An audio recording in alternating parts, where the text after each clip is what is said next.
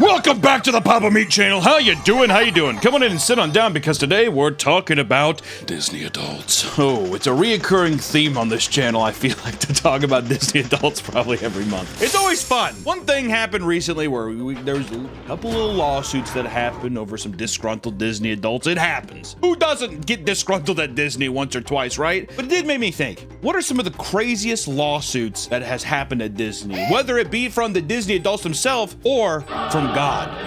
If a Disney adult sues Disney, it has to be like spitting God right in the face. So today, if I can dig up some of the craziest, weirdest lawsuits online and just talk about them. And this whole idea of looking up these crazy lawsuits online started with a incident that happened very recently at Club 33 in Disney World. We are going to label this the Club 33 banning incident. Club 33 is an exclusive series of sophisticated and luxurious fine dining establishments for elite guests that are found within the Disney parks. This is where you like the Great Gatsby. You're not going to see Mickey in his normal overalls or his breeches. You're going to see him in a nice tux. Primarily, Club 33 was a place for Walt Disney to take potential investors. There was puppets that he would operate on the wall and talk with people. It was a very weird place to get drunk at Disney. I'm pretty sure it's the only place at Disney where you can get an alcoholic beverage. I'm almost positive. But when I say this club is exclusive, I mean that the wait list for a membership can take years. Even when it's finally your turn, you gotta be prepared for a $25,000 cost up front, followed by $10,000 each year after. Per person! Do you got that in the bank? You got $25,000 just to throw at Club 33? Sure, okay. And that's only for the Disneyland Club 33 members. At Disney World, it's $3,000 to join, and an annual fee of $15,000. Why the difference? There's no way the Club 33 is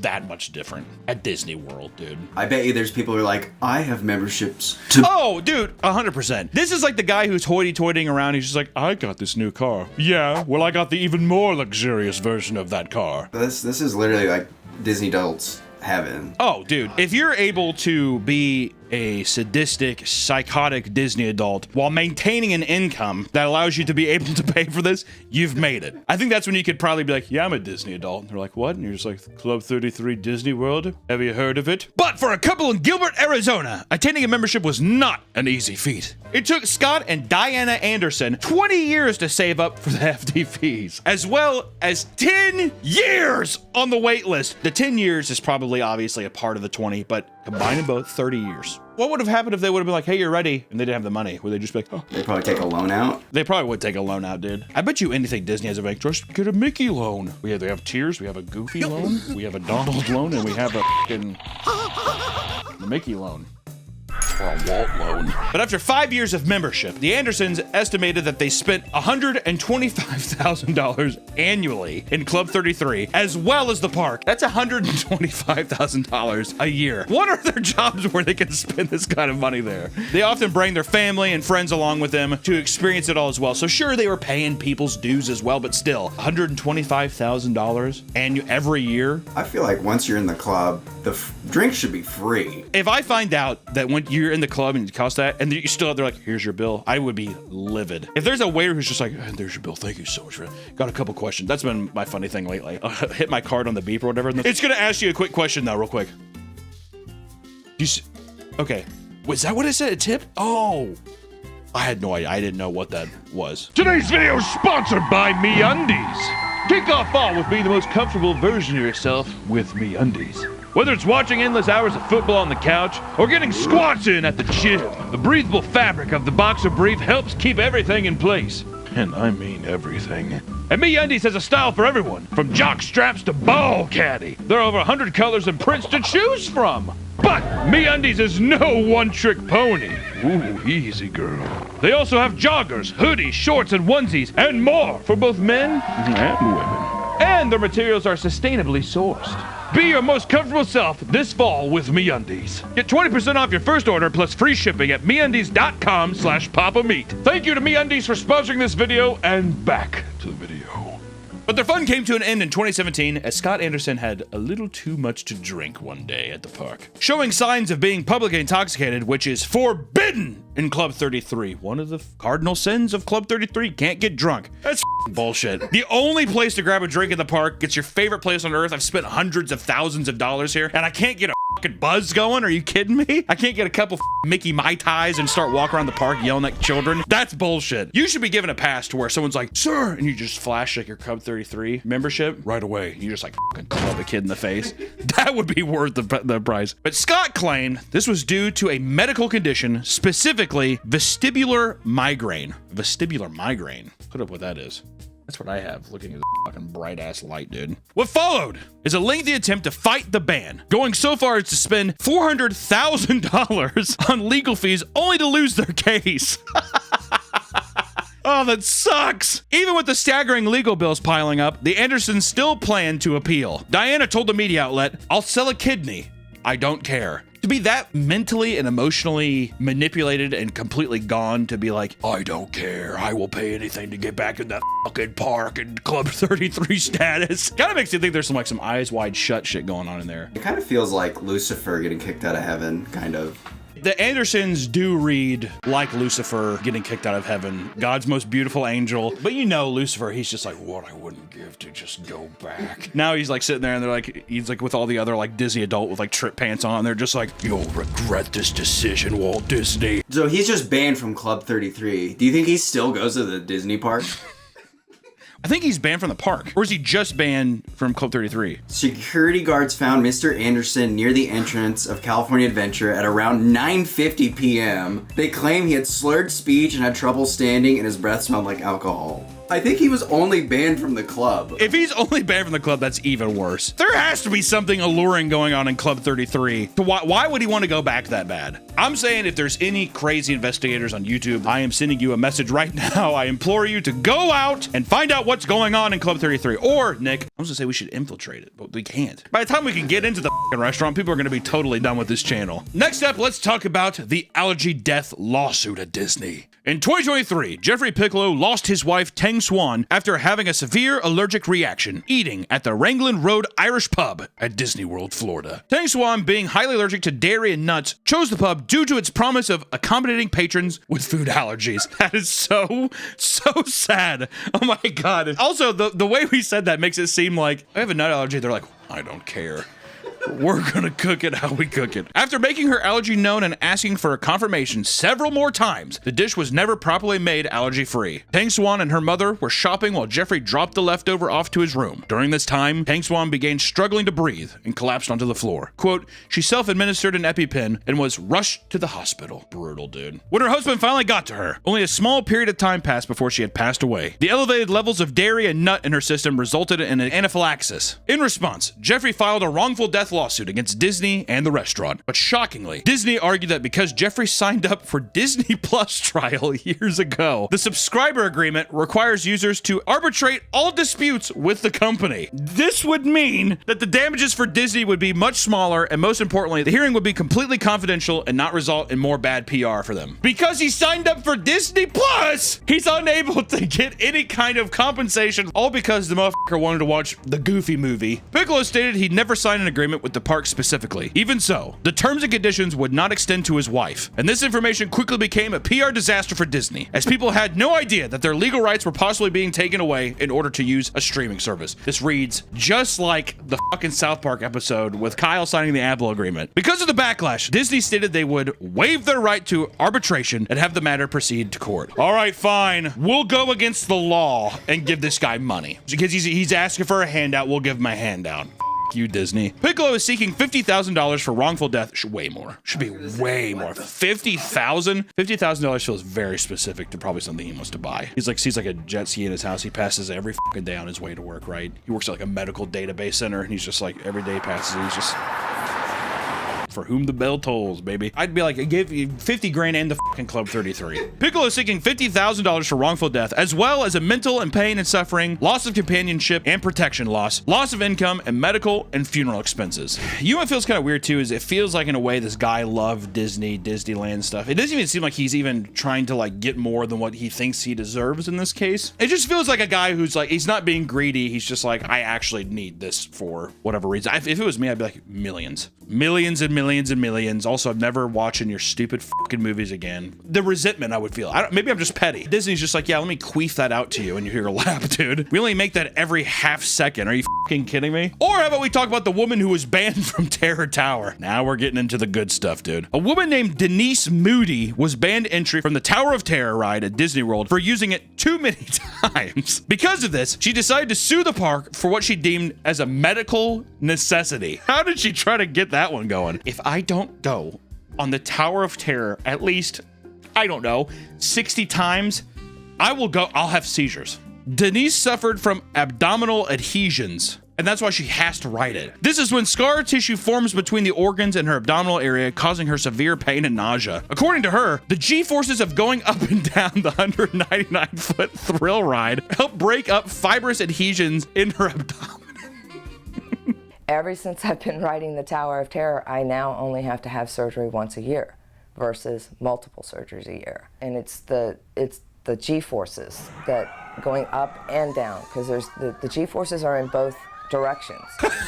Can you imagine her going up and down? Ah! It feels so good! Also, do you think she showed up to Disney World with a with the doctor's note? You're to go to Disney World right now, and you're to ride the Tower of Terror 125 times. There you go. Instead of pursuing practical remedies, Denise purchased an annual pass and was even able to land a guest assistance card, allowing her to access a shorter special entrance and ride the Terror Tower dozens of times every Saturday. That is so fucking stupid. It's crazy. She rode the Tower of Terror religiously, sometimes 50 times a day, every day. I actually hold the record right now for the most rides of a single rider, which was 56 times in one day. It got to the point where the park had to reduce her daily limit rides to 4 rides per day. In a blind rage, Moody began cursing out cast members and causing a scene. What the fuck you do? Cuss out Goofy? Get the fuck out of my way, pussy! Leading to her rescinding of her guest pass, a ban from Disney property, and an immediate removal from the park. You can't be cussing out Goofy and shit in front of the kids. In response, Denise Moody attempted to sue the parks, but Disney simply stated her claims are without merit. Oh, dude, what if she makes her own Terror Tower at her house and that's how she dies? Well, a woman locally tried to make a 200-foot amusement park ride in her backyard. Moody couldn't have been happier in the time of her death. Or we can talk about when a disabled man got stuck on It's a Small World. Of all the rides to be suddenly trapped on for a long period of time,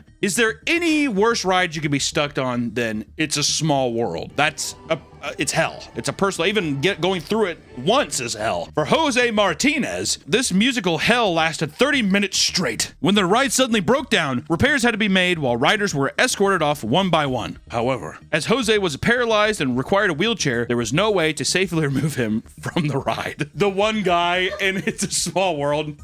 That'd be fucking, if you like look back, and there's no one else on the fucking carts, I would start getting the illusion that shit was moving. Shortly, please remain seated at your votes. Thank you. Hello? Not only was Martinez paralyzed, but he also suffered from panic attacks and high blood pressure. The stress of the ride breaking down, coupled with a seemingly endless barrage of repeating music, resulted in serious emotional distress. No shit, dude. The condition was aggravated by Martinez needing to take a piss, basically. He had to take a piss real bad. It's a Tiny World is playing on loop in his head. He's seeing fucking dwarves running around left and right, and Goofy's laughs behind him. He's having a borderline panic attack as it is. Martinez was ultimately awarded $8,000 in damages for pain and suffering and for disability law violations, which I am glad he got the $8,000. Makes the guy who lost his wife over the nut allergy needed way more. If Jose's getting $8,000 for that motherfucker who lost his wife needs, millions. That is f***ed. Have you seen the video? I think it's French people. Oh. I think they're, but they jump.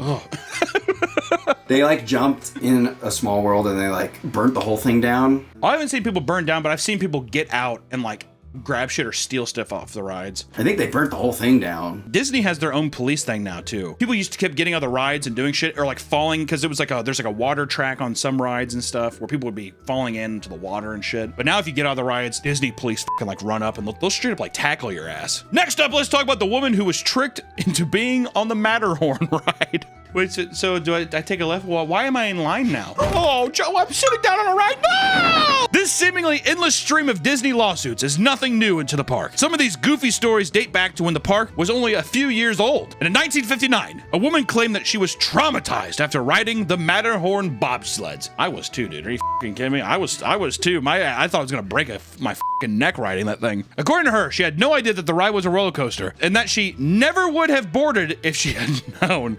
Well, what do you mean? What goes on in the mountain? I didn't know this is what this was!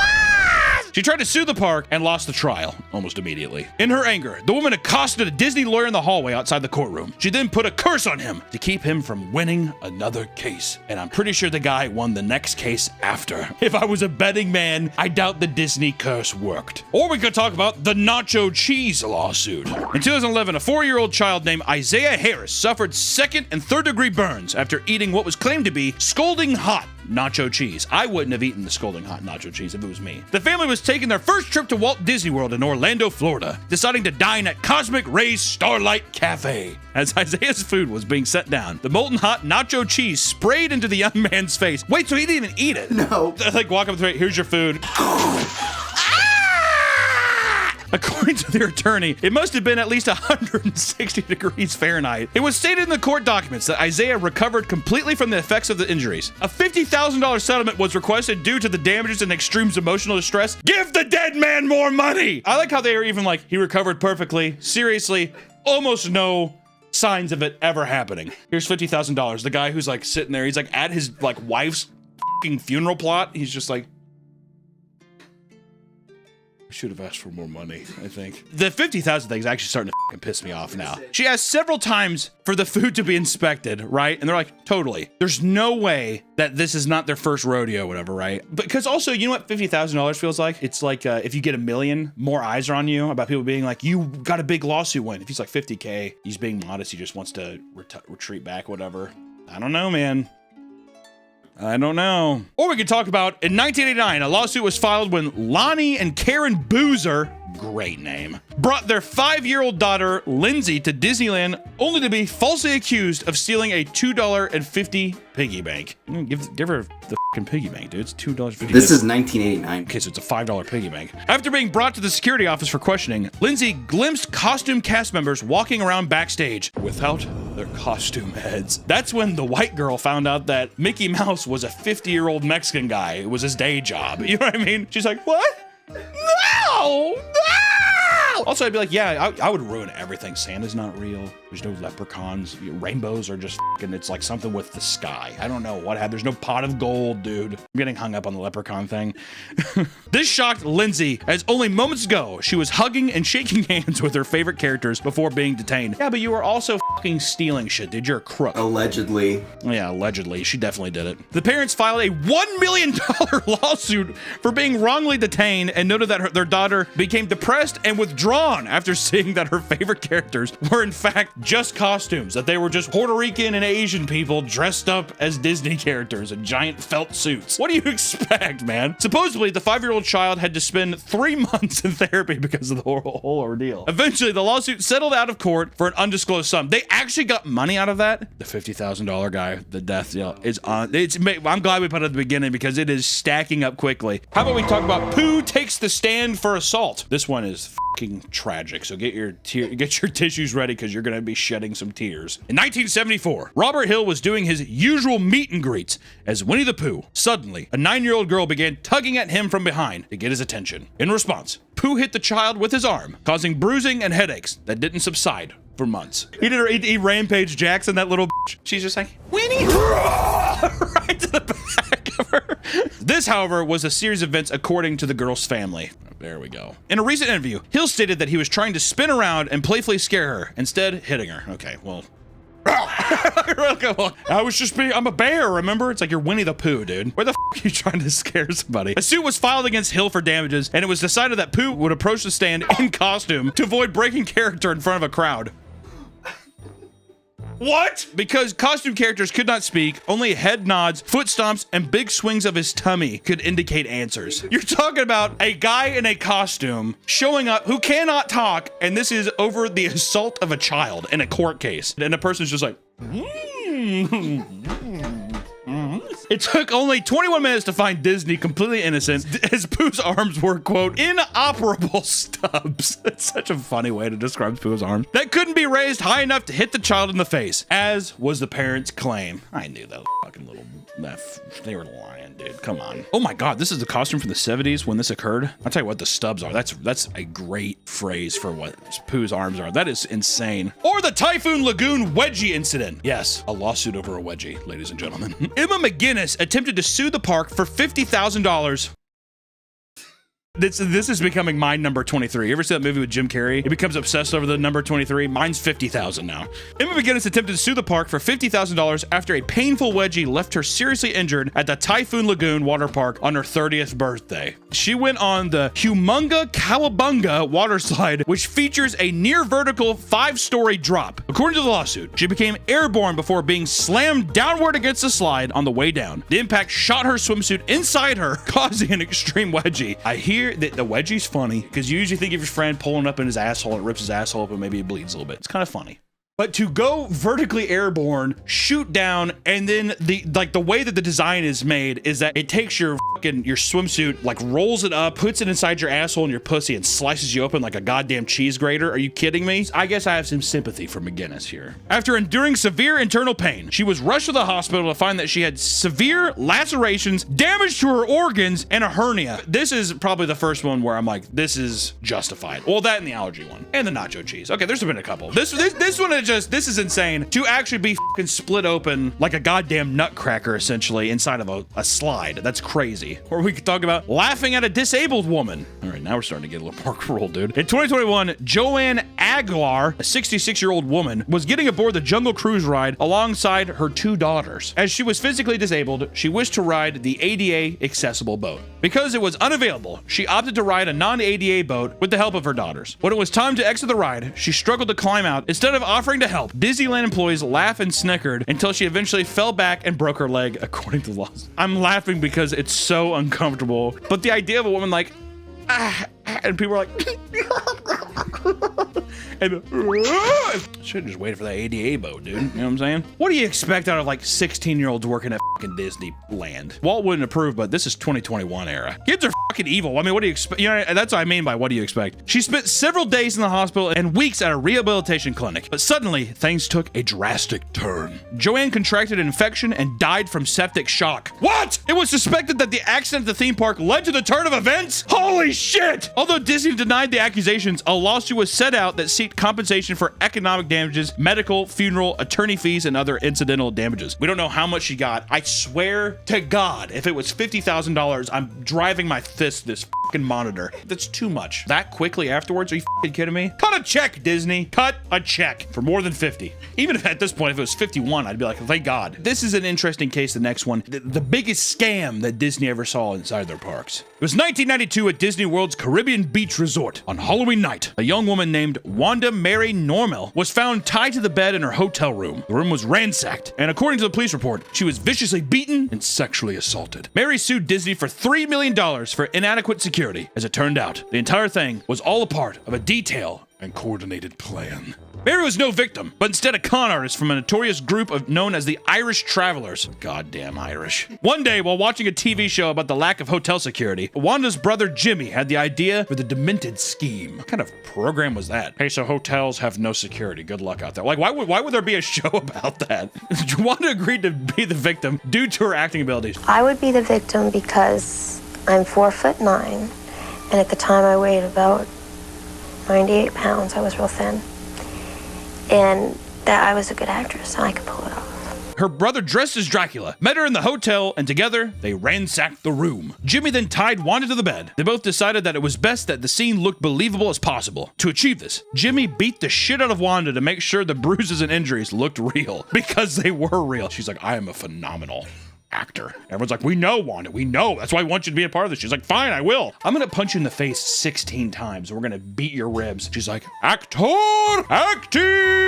I was in Mary Shelley's frigate. Just gets hit in the face. The police ran a sexual assault evidence kit, but Wanda was already 2 steps ahead. She intentionally had sex with a friend of hers the day before in order to make her story look more believable. Ultimately, the amount of money at play was big enough that it began creating friction between the sister that was along for the con. Wanda's sister Jessie pushed to be her financial advisor. advisor. Wanda suspected that her sister was trying to steal the money for herself. She was going to be my financial advisor.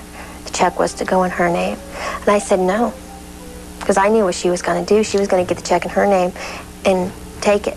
When Wanda refused, Jesse had a meeting with the police to snitch and come clean about everything. I knew I didn't want a part of it, but I was in it. Just keep the money you have, you greedy bitch. Good guy. I mean, are you fucking kidding me? In the end, Disney kept its money and refused to ever speak on the matter. Jessie, the sister, had all of her charges dropped because she's a fucking rat. Jimmy died of AIDS before an arrest could be made.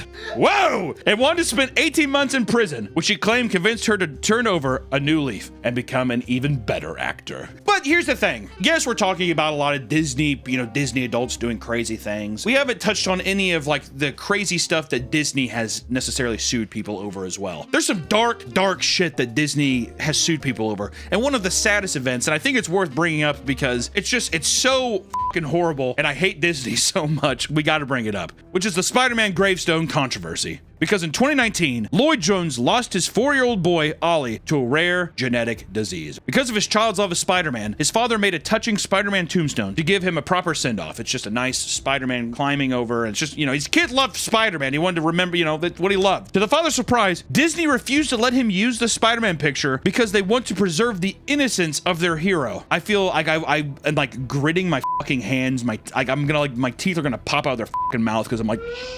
Lloyd became convinced that Disney was only focused on money, stating that they, quote, had bought him all the toys, but now that he has died and we won't be spending any more money, they don't care. Probably a good fucking point because were like, well, yeah, we have Chinese kids making these 2 penny dot toys. We don't want people thinking that Tom Holland's on this kid's fucking gravestone. Inhuman shit that like lawyers and shit probably think, because lawyers are scum. They're the worst people on earth. That and car salesmen. That and realtors. This goes back to a policy that began with Walt Disney himself. It states that their characters cannot be used on headstones, cemeteries, or funeral urns. Although he was not permitted to use the image, Disney reached out and offered to illustrate a hand-inked, hand-painted, personalized celluloid that recognizes his love for Spider-Man. I always hate that it has to come to this, like, it's only public outrage, where they're just like, well, fine. We'll let him put Spider-Man on his dead kid's grave.